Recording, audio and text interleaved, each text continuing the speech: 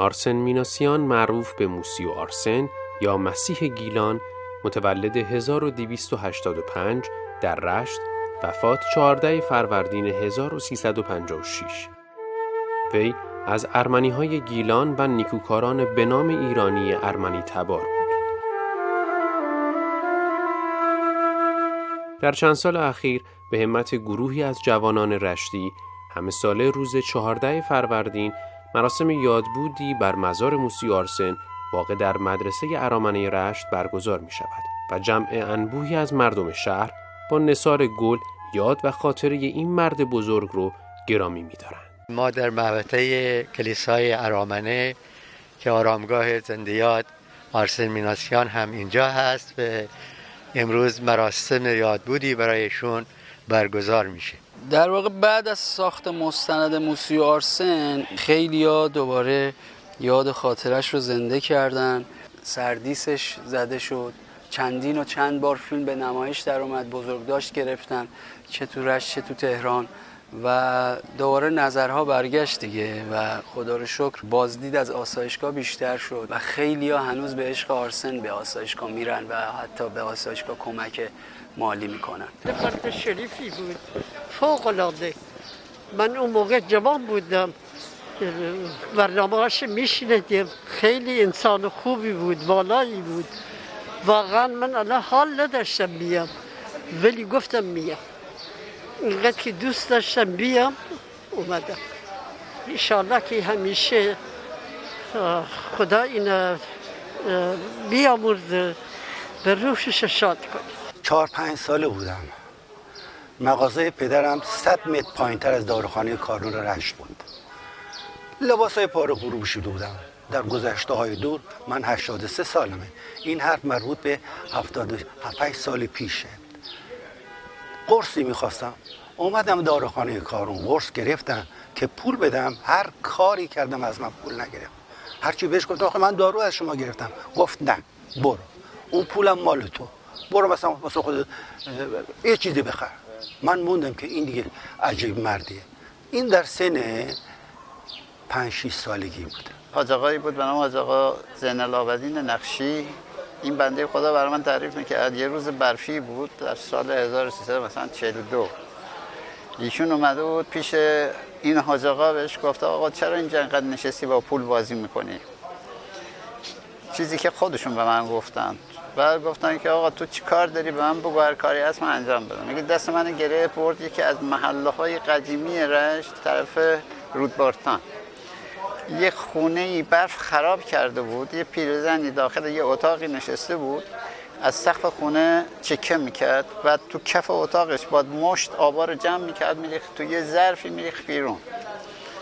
بعد ایشون اعلان کرده بود که من پول میدم تو بایستا بالا سر این خونه رو درست کن، من غروب میام ازت تحویل میگیرم خونه رو. میگه که اون روز من وایسادم، رفتم چوب و حلب و نمیدونم وسایل اینا رو گرفتم آوردم دادم، همه رو درست کردن تا غروب. ایشون اومد خونه رو از من تحویل گرفت و داشتیم میرفتیم، یهو دیدیم که ایشون گفت که شما برو من کار دارم. هرچی بهش گفتم آقا کجا میری؟ گفت نه من کار دارم. گفت منم میام باید. واسه رفتیم باش تو یه خونه قدیمی درندشته به قول معروف خیلی فرسوده. اونجا هم دیدیم 2 تا بیمار نشسته و اینا، این رفت اونا رو برای تزریقات آمپولاشون انجام بده.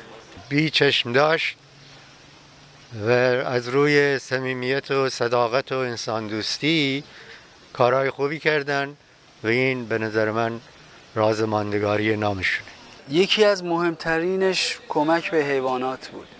یکی از مهمترینش این بود که با اون که نداشت میبخشید. یعنی الان امروز من 1-2 تا از همدوره‌های آرسن رو دیدم، کسایی که یک خانم پرستاری بود که ایشون رو شب وفات شسته بود و یک خاطراتی تعریف میکرد، یا کسی که میگفت مثلا خونش یه فرش نبود.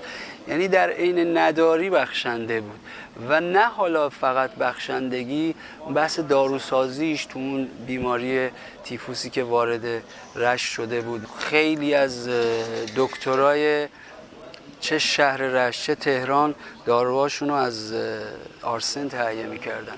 یه روزی تو داروخانه دکتر جهانبخش بودیم تو خیابان 20.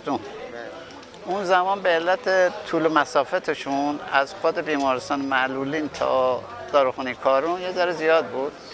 یک سری داروها رو از داروخانه جهانبخش تو خیابون بیستون میگرفتن. یه روزی که اومده بود اونجا برای گرفتن دارو اینا، یه پیرزن خیلی با قول معروف ضعیف با عصا تو داروخانه بود. برگشت بهشون گفت که شما موسیو هستی؟ گفت آره.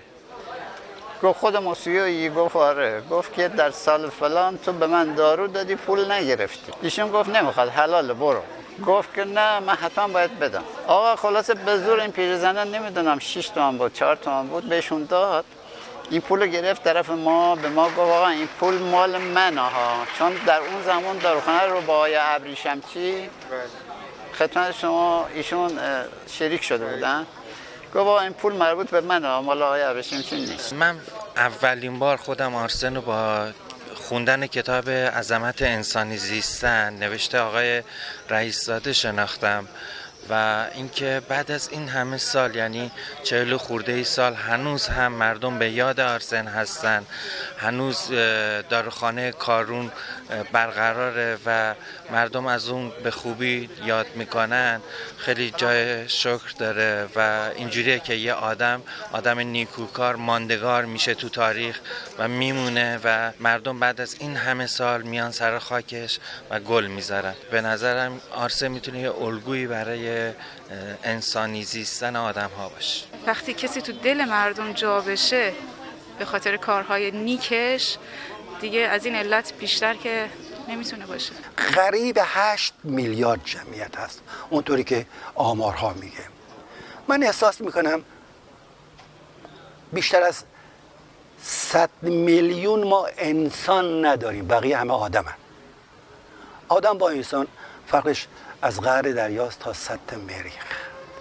یکی از اون آدم ها در میان اینا، نمیگم در سطح یا در ذیل انسان ها، یکی آرتمیناسیان بود. اونقدر این مرد بزرگوار بود که همه چیز زندگی شد در راه خلق مردم رشت، جمعیت رشت و روستای رشت صرف کرد.